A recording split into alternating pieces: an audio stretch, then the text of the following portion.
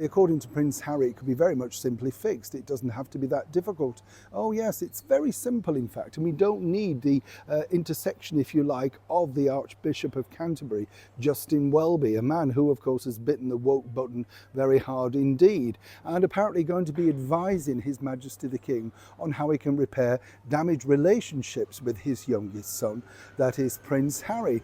But more importantly, Harry, well, as you know, has tried and failed on numerous occasions now to get an audience with, or indeed to get any messages back through to his father. This is all down to the fact that simply, you know, His Majesty the King can't be doing with any stress. He's still recovering from cancer, and like, of course, the Princess of Wales, Catherine, has good and bad days, doesn't need the aggro. But Harry and Meghan don't really believe in any of that. It's always about what they need, what they require, and more importantly, their well-being. You know, every single time it has to be about their well-being. You understand how this works. But according to this source, well, it's quite simple. And all His Majesty the King has to do is this. Let me explain. Hi, good to see you. Thank you so much as ever for your time today.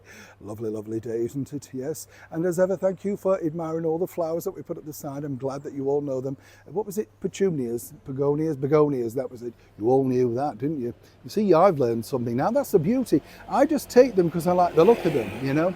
If they're like lemons and really good reds, I like flowers like that, don't you? But I think all nature's nice, isn't it? It's nice to see it growing, moving forward, all that sort of stuff. Not keen on winter, but it's part of Mother Nature, and that's what you have to live with, isn't it?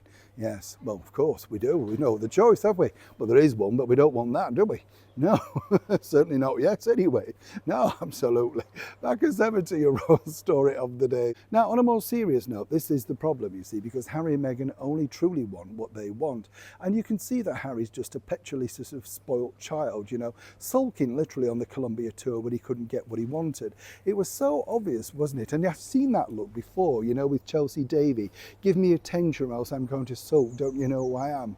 Many people won't agree with this comment, but it must be wearing if you are Meghan Markle trapped with this. But she brought it all on herself. You know, I have no sympathy, don't get me wrong, but it must be wearing, you know, because he just wants attention. Everything from trying to muscle in, juggling limes or whatever in the window, it always has to be notice me, Harry, you know. Now, according to this source, who literally was working alongside Harry and Meghan until recently, you know, they've spoke openly about how this particular royal problem could be fixed. And it's been mentioned numerous times, and this is the thing that they won't let go of.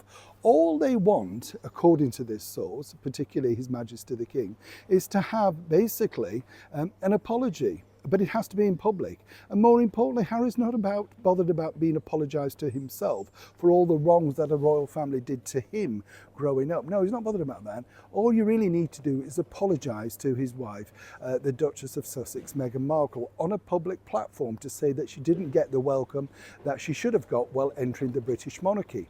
You see how this works. And Harry, some people might suggest, has been totally brainwashed into this particular remit.